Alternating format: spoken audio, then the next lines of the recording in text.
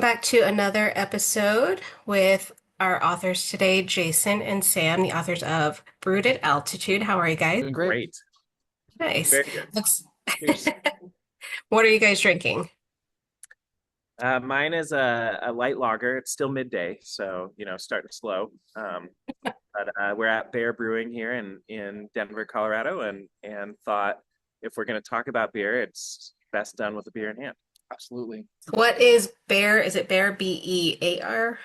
Eaere. What We is spent Bear a lot. known for? They do lagers and sort of German and styles that you don't find everywhere. So I had a Dortmunder export style a little bit earlier. Super Okay. unique.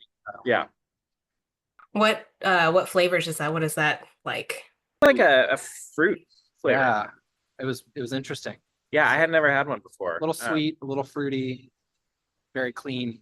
Yeah, It's nice. Sounds beautiful like a thing good about the beer summer. world is you can discover new things still. Totally. Yeah, absolutely. Sounds like a good summer beer. Mhm. Absolutely. Yeah, it is right on the cusp. Yep.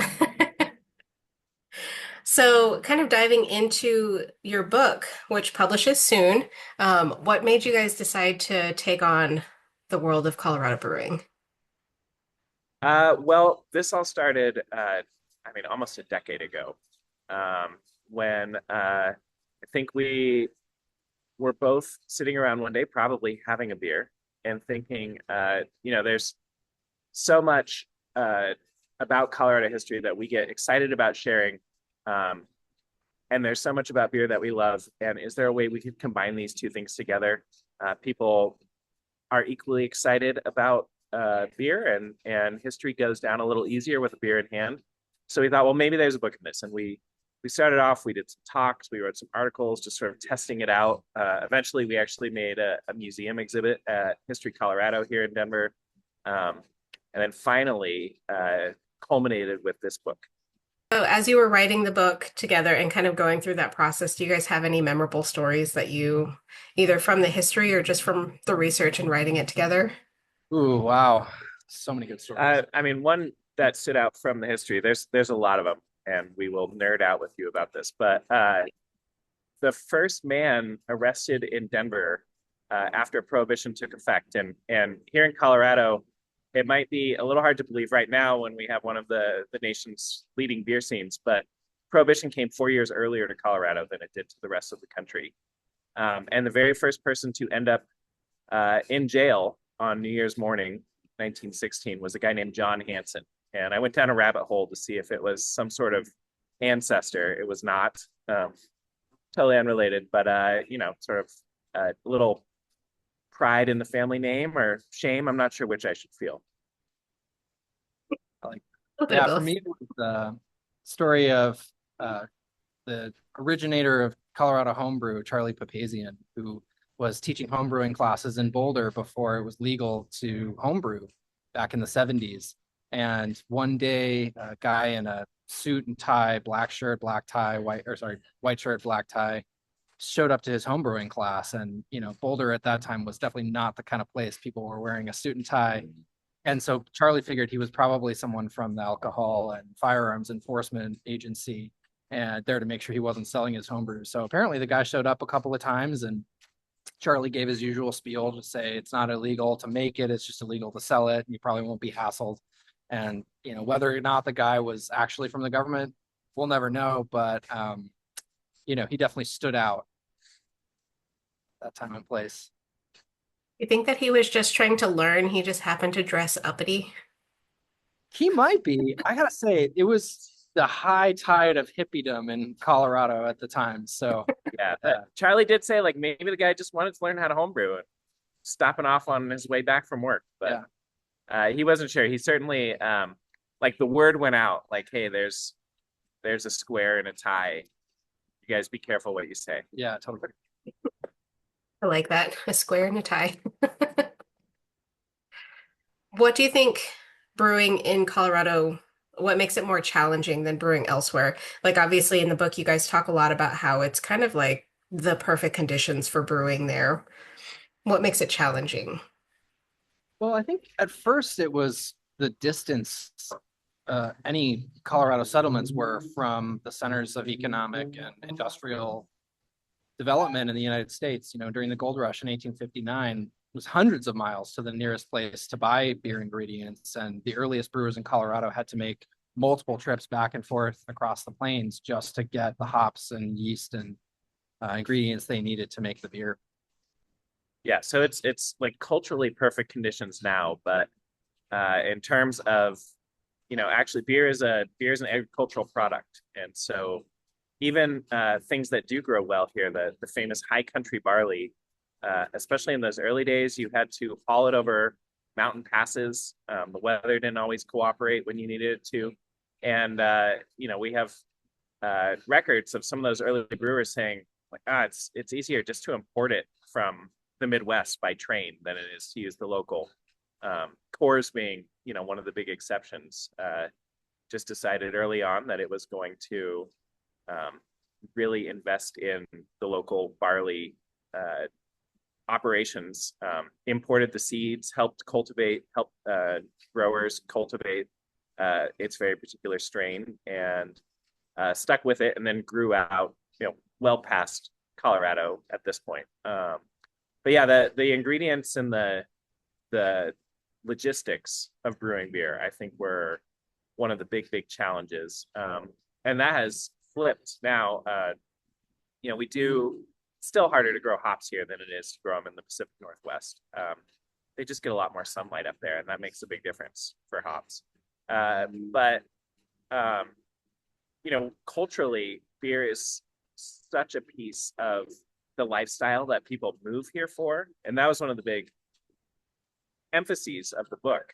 As we started to write it, what we realized is beer is this beautiful, like, explanatory lens on why people have been moving to Colorado in record numbers really since World War II.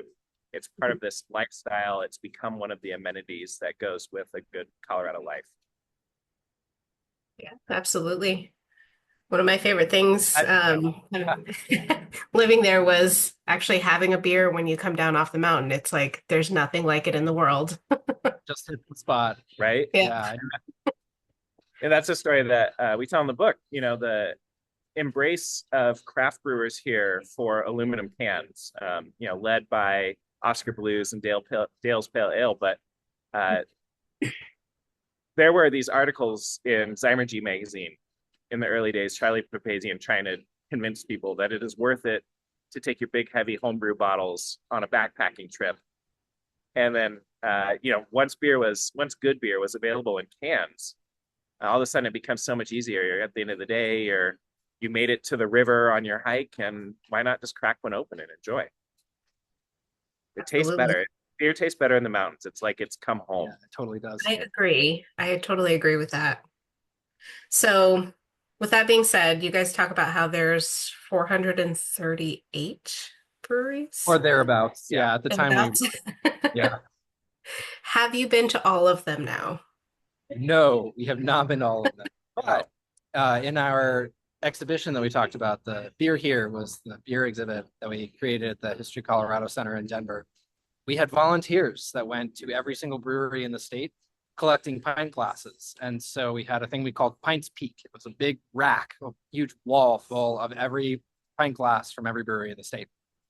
It was a lot of fun. I volunteered. I went from Crestone to Cortez, which, if you know Colorado geography, is a pretty long haul. And over the course of a day, I stopped in at like a dozen breweries on that route. And then on the way back, I hit the rest. It was a fantastic trip. We didn't have any trouble recruiting volunteers to go other places, though. Weirdly, I don't know why. So of the breweries that you have been to, then, what is your favorite? Oh, Jenny, you can't ask us that. It's like choosing a favorite child. The one we're at right now. Well, what I always say is my favorite beer is the cold one in front of me. And I think that's true of any brewery, right? And especially here in Denver along the Front Range, it's just so hard to go wrong. There's just so much beer. And frankly, the competition is really fierce. So you've got to be good in order to really stick.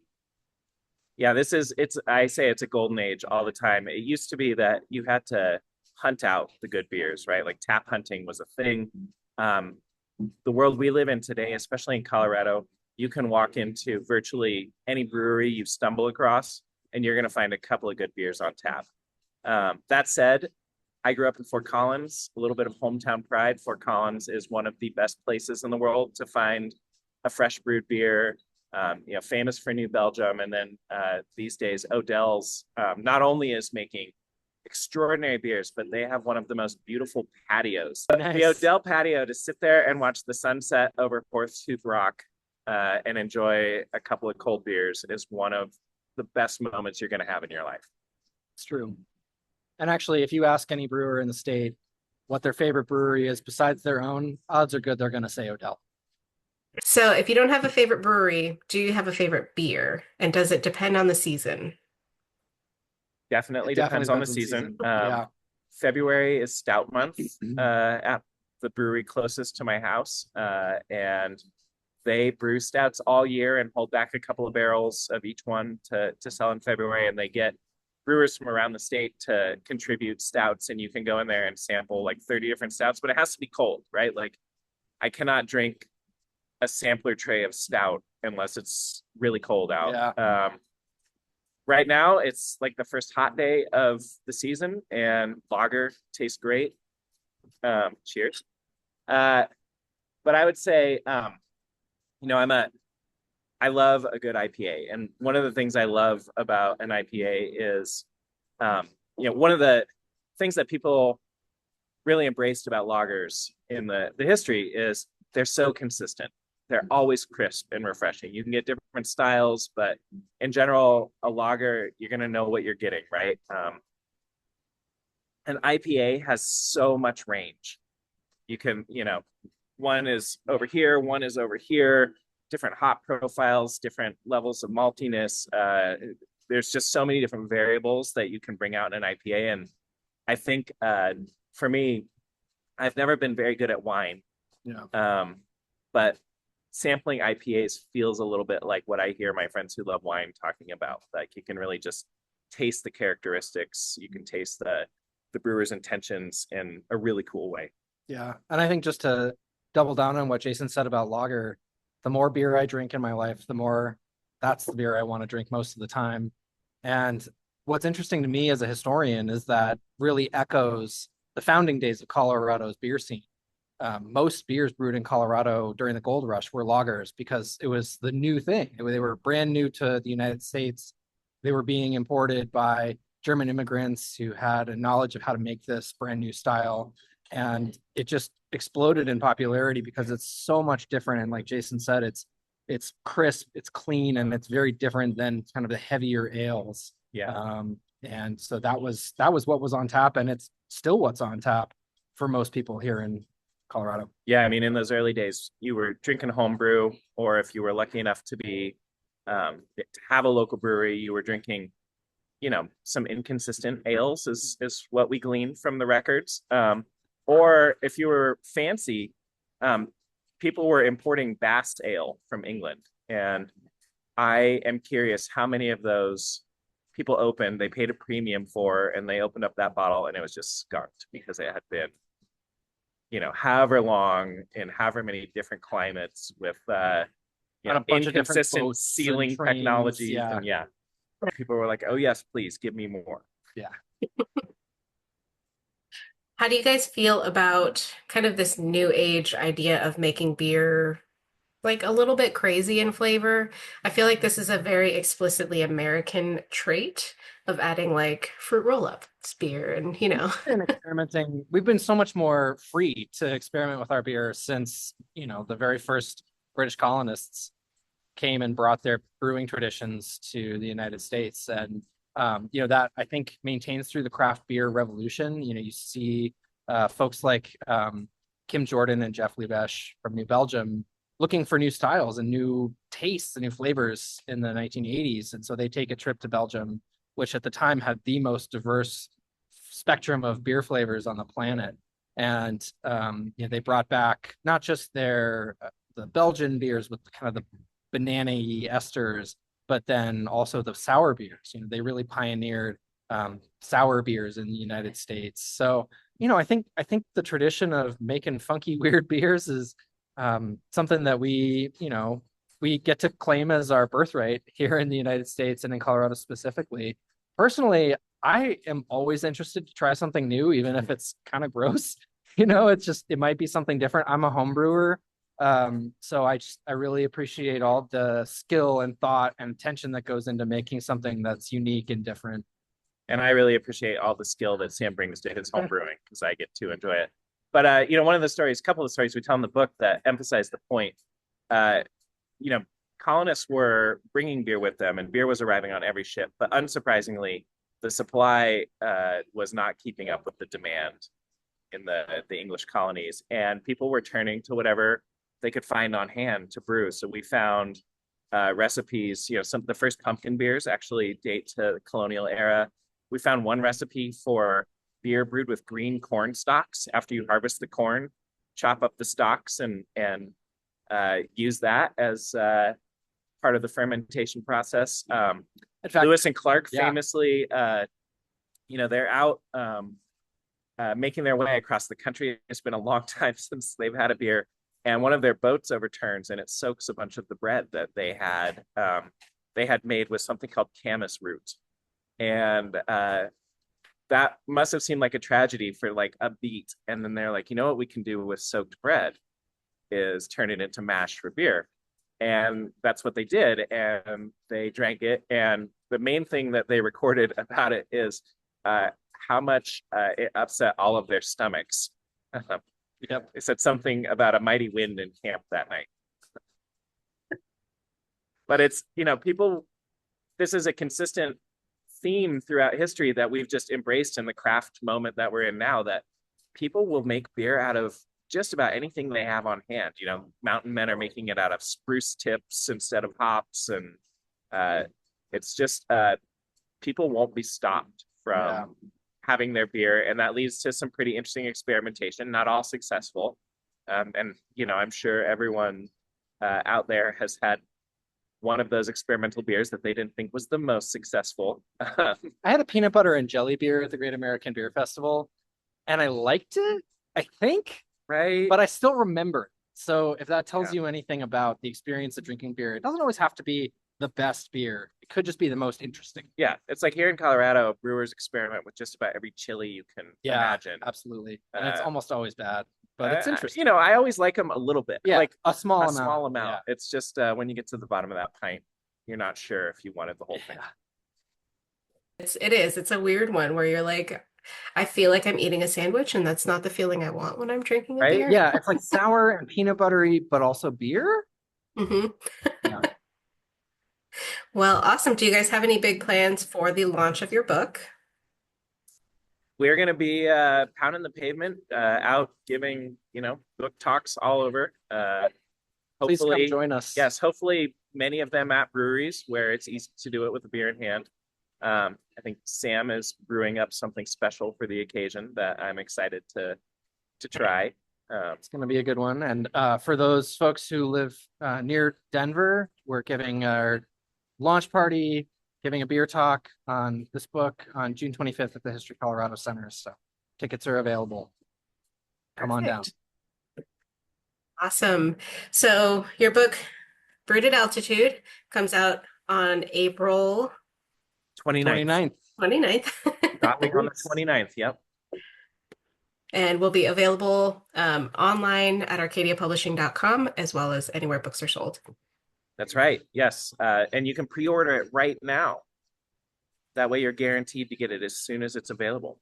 I will say, people may not have a lot of books about beer in their libraries through no fault of their own. But if this is your first, helpful instructions for reading it, we've divided it into 4 rounds. Each pairs really well with a different beer. So you can get through this book one sip at a time, enjoying beer all the way through.